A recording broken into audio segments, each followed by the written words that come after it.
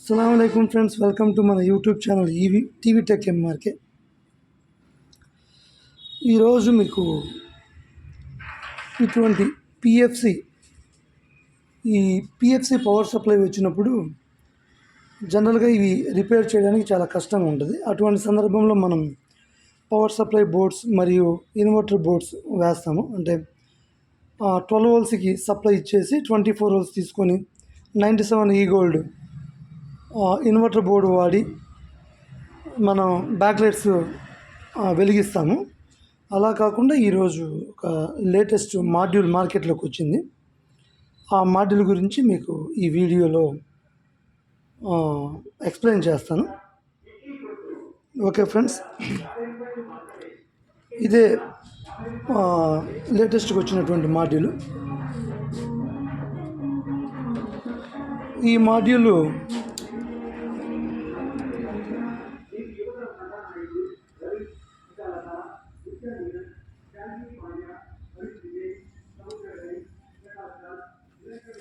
జనరల్గా ఈ మాడ్యూల్లో ఇక్కడ 2 వైర్స్ ఇచ్చాడు. ఇది 220 వోల్ట్స్ ఏసీ, డైరెక్ట్గా ఏసీ. ఇక్కడ ఒక జాకు ఇచ్చాడు. ఈ జాక్ దగ్గర 3 to 12 వోల్ట్స్ అని రాశాడు. అంటే దీనికి గ్రౌండ్ మరియు 3 to 12 వోల్ట్స్ మధ్యలో ఎటువంటి ఎనేబుల్ వోల్టేజ్ ఇవ్వాల్సి ఉంటుంది. అదేవిధంగా ఇక్కడ ఒక జాక్ ఇచ్చారు చూడండి. మీకు ఈ జాక్ దగ్గర 120 volts to 250 volts output plus and minus ఇచ్చాడు. అంటే ఈ బోర్డు మనం ఇన్స్టాల్ చేయాలి అంటే మొట్టమొదట బ్యాక్ లైట్ యొక్క వోల్టేజ్ 110 నుంచి పైన ఉండాలి. అటువంటి సందర్భంలోనే ఈ మాడ్యూల్ వేయడానికి వీలుంటుంది. ఇది ప్రాక్టికల్గా చేస్తే కానీ అర్థం కాదు. సో మొత్తం మీద ఒక సొల్యూషన్ అయితే దొరికింది అటువంటి పవర్ సప్లైస్ వచ్చినప్పుడు.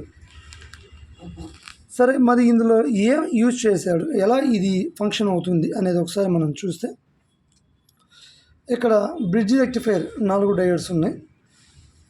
తర్వాత ఇక్కడ ఒక కాంపోనెంట్ ఉంది. ఇది చూడడానికి మనకి మాస్ఫెట్ లాగా ఉంది, కానీ ఇది మాస్ఫెట్ కాదు. ఇది క్లోజ్గా వెళ్దాం.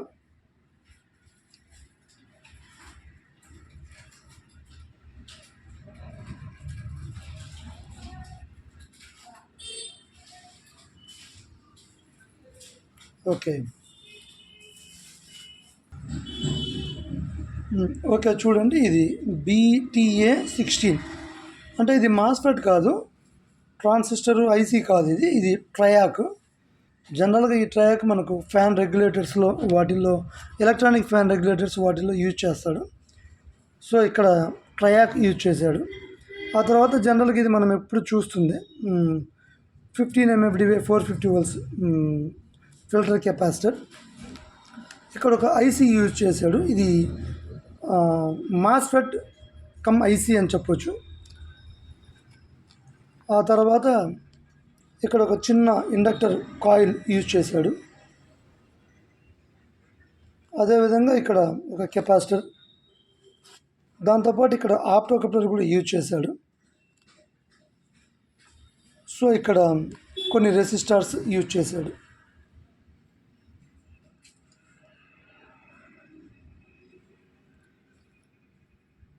ఇక్కడ వాడినటువంటి resistors so maybe very low orange brown silver ఉంది. అంటే సో ఇది వెరీ లో. ఇక్కడ వచ్చేసి బ్రౌన్ బ్లాక్ గోల్డ్, ఇది 1 ఓము. ఇది వచ్చేసి 0.22 ఓం సంథింగ్.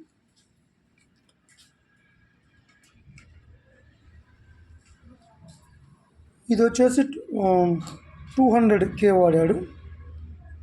ఇక్కడ ఇది brown black yellow, so 100K వాడాడు.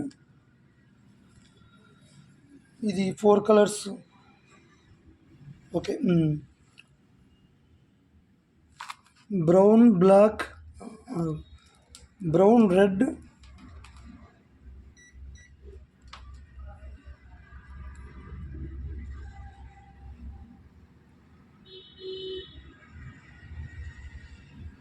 సో 10K 10K రెసిస్టర్ వాడాడు. ఇది మల్టీమీటర్తో చెక్ చేశాను.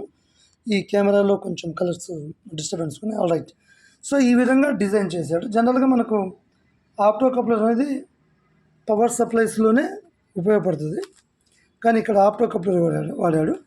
సో దీని బ్యాక్ సైడ్ చూస్తే ఒకసారి మనం ఈ సర్క్యూట్ని అబ్జర్వ్ చేస్తే ఇక్కడ ఫేజ్ న్యూట్రల్ ఇక్కడ రాశాడు కదా 230 volts. సో జనరల్గా ఇది వచ్చేసి ఫేజ్, ఇది న్యూట్రల్ జనరల్గా మనం చూస్తూ ఉంటాం. సో ఫేజ్ వచ్చేసి ఒక రెసిస్టర్ ద్వారా బ్రిడ్జ్ రెక్టిఫైర్కి ఇచ్చేసాడు. న్యూట్రల్ వచ్చేసి త్రూ ట్రయాక్, అంటే ఈ ట్రయాక్లో యానోడ్ క్యాథోడ్ గేట్ ఉంటుంది. సో సెంటర్ పిన్కి ఇది ఇచ్చాడు, న్యూట్రల్ ఇచ్చాడు. చివరి పిన్ నుంచి ఈ చివరి పిన్ నుంచి బ్రిడ్జ్ రెక్టిఫైర్ రెండో బ్రిడ్జ్ రెక్టిఫైర్కి ఇచ్చాడు. అంటే ఫేజ్ ఏమో త్రూ రెసిస్టర్తో ఇక్కడికి ఇచ్చాడు, న్యూట్రల్ ఏమో త్రూ ట్రయాక్తో ఇక్కడికి ఇచ్చాడు. అప్పుడు బ్రిడ్జ్ రెక్టిఫైర్ ఫంక్షన్ అయ్యి ఇక్కడ నుంచి 450 volts ఫిల్టర్ ఉంది కదా, దీంతో రెక్టిఫై అయిపోయి డైరెక్ట్గా ఈ ట్రాక్ బ్యాక్లైట్ జాక్ పాజిటివ్కి వస్తుంది.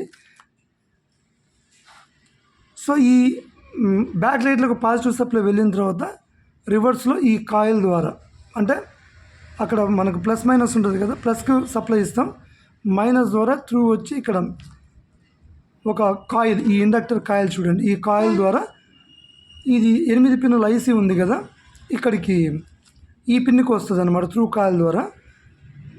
అప్పుడు ఇది ఫంక్షన్ ఇది దీనికి సప్లై వచ్చినప్పుడు ఇది ఫంక్షన్ అవుతుంది. ఫంక్షన్ అయినప్పుడు అక్కడ ఎంతైతే వోల్టేజ్ కావాలో అంత వోల్టేజ్ డ్రాప్ చేస్తుంది. ఈ విధంగా ఇది డిజైన్ చేశాడు. తర్వాత ఇక్కడ ఆప్టో కప్లర్ వాడడానికి గల కారణం ఏంటంటే ఈ బ్యాక్ లైట్లకు డైరెక్ట్గా 220 volts ఏసీ మనం ఎస్ఎంపిఎస్లో మెయిన్ ఫిల్టర్ దగ్గర వాడతాం కదా, 220 volts ఏసీ, తర్వాత బ్రిడ్జ్ రెక్టిఫైర్ తర్వాత ఫిల్టర్ కెపాసిటర్ డైరెక్ట్ సప్లై ఇచ్చేసాడు. అంటే బ్యాక్ లైట్కి వెళ్తుంది, ఫ్లోటింగ్ గ్రౌండ్, చాసిస్ గ్రౌండ్ కాదు. కానీ మనం ఇక్కడ 12 volts ఇవి తీసుకుంటాం కదా ఎనేబుల్ కోసం, ఆ ఎనేబుల్ వచ్చేసి చాసిస్ గ్రౌండ్ నుంచి తీసుకుంటాం. ఈ గ్రౌండ్ రెండు కలవకుండా ఇక్కడ నుంచి మనకి ఎనేబుల్ అనేది త్రూ ఆప్టో కప్లర్ ద్వారా ఇవ్వడం కోసం ఇక్కడ ఆప్టో కప్లర్ను వాడాడు. ఆప్టో కప్లర్ కాకుండా ఇస్తే చాసిస్ గ్రౌండ్, ఫ్లోటింగ్ గ్రౌండ్ రెండు షార్ట్ అయ్యేదానికి అవకాశం ఉంటుంది. సో అలా ఇక్కడ డిజైన్ చేయడం జరిగింది. సో ఓకే, ఫస్ట్ ఇది ఇన్స్టాల్ చేసేటప్పుడు ఈ 220 volts మనం సప్లై ఇచ్చినా సరే ఈ ఫిల్టర్ కెపాసిటర్ పైన మనకి ఎటువంటి వోల్టేజ్ ఉండదు. ఎందుకు అంటే ఇక్కడ ట్రయాక్ ద్వారా ఇచ్చాడు, ట్రయాక్ ఇక్కడ ఆగిపోతుంది. మనం ఎప్పుడైతే ఇక్కడ ఎనబుల్ వోల్టేజ్, ఇక్కడ ఈ జాక్ ఉంది కదా, ఈ జాక్లో ఎనబుల్ వోల్టేజ్ 3.3 నుంచి 12 volts మధ్యలో వోల్టేజ్ ఇస్తే అప్పుడు ముందు ఈ ఆప్టో కప్లర్ ఉన్నటువంటి ఫోటో ఎల్ఈడి వెలుగుతుంది.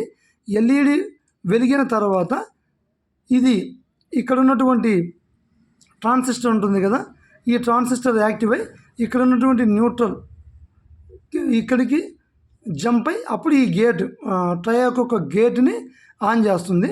ఆన్ చేసినప్పుడు ఇక్కడ ఉన్నటువంటి న్యూట్రల్ సప్లై ఇక్కడికి ఇక్కడ దీని రెండింటి మధ్య రెసిస్టెన్స్ ఏర్పడుతుంది. అప్పుడు ఇక్కడికి వస్తుంది అనమాట. వచ్చినప్పుడు అప్పుడు న్యూట్రల్ కూడా ఇక్కడికి వచ్చేస్తుంది. ఆల్రెడీ ఫేజ్ ఉంటుంది, ఇక్కడ న్యూట్రల్ వస్తుంది. న్యూట్రల్ వచ్చినప్పుడు అప్పుడు మాత్రమే మనకు ఇక్కడ అవుట్పుట్ వస్తుంది. ఇక్కడ సప్లై పెట్టి అదే 220 volts సప్లై ఇచ్చి మనకి ఇక్కడ సప్లై రాలేదు అనుకోకూడదు. ఎందుకంటే ఇక్కడ ఎనేబుల్ అనేది దీన్ని ట్రిగ్గర్ చేయడం కోసం యూజ్ చేశాడనమాట. యూజ్ చేసినప్పుడు అప్పుడు ఇక్కడికి సప్లై వస్తుంది. రిటర్న్ వచ్చిన తర్వాత ఇక్కడికి ఈ కాయిల్ ద్వారా ఇక్కడికి వస్తుంది, ఈ పిన్నికి వస్తుంది. ఈ ఐసీ పనిచేయడం కోసం ఇక్కడ ఉంది కదా మనకు ఐసీ, ఈ ఐసీ పనిచేయడం కోసం సప్లై మనకి ఈ న్యూట్రల్ కూడా వచ్చిన తర్వాత ఇక్కడ ఈ పాజిటివ్ సప్లై నుంచి ఒక రెసిస్టర్ మరియు ఇక్కడ నుంచి ఒక రెసిస్టర్, దాని తర్వాత ఇక్కడ ఒక ఫిల్టర్ వేసి ఈ ఐసీకి సప్లై ఇచ్చాడనమాట, వర్కింగ్ సప్లై. అంటే ఇక్కడ మీకు చూడండి, ఇదిగో ఇది ఇక్కడ నుంచి ఇక్కడికి సప్లై రెసిస్టర్ ద్వారా ఇక్కడికి సప్లై వచ్చింది. ఆ తర్వాత మరొక రెసిస్టర్తో సప్లై ఇచ్చి ఈ కెపాసిటర్తో ప్యూరిఫై చేసి ఇక్కడ దీనికి ఇవ్వడం జరిగింది.